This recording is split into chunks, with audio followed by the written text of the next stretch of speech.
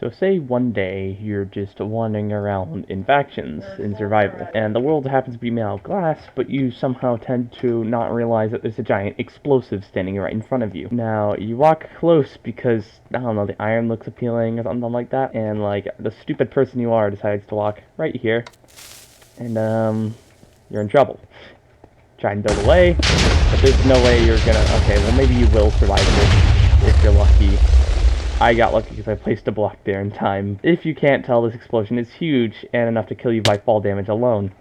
Now, the cool thing about this is that it is 100% custom using mechanics that are in the vanilla game, and it's also one wide, one long tileable, meaning you can build a lot of them. It is extremely cheap build overall. I will have a tutorial. Now, you can use this for lots of things, obviously. In theory, I was thinking on making a door with this, a piston door, because that would be pretty funny, being able to automatically open your piston doors, because you're not lazy enough already. That was a pretty funny idea. I obviously didn't do it, but here's the tutorial for the build. You can just look at this. This is all you need to know. You don't even need the TNT. You can just put whatever redstone component you want there. But overall, a very useful build in my opinion. It can be used for many things, but player detection is by far the best. The original motivation came from wanting to do factions and knowing that people new to factions always get wrecked pretty quickly. And so one day I decided that I wanted to go ahead and make a bomb that would detect a player with high gear and destroy it. Now, while I didn't have high gear there, I could have had high gear, but generally speaking, it was a really, really good concept, and I decided to expand a bit on it because I knew the only way to do that was to use chickens and shove them in a very far away area. Now, that far away area can still detonate, but it's not likely they would be able to track you down and blow you up. So I decided that I was going to go ahead and research a bit on it, and I actually found, after a bit of testing, I was able to find that bats would actually never move from the spot that they were, like, last in, unless a player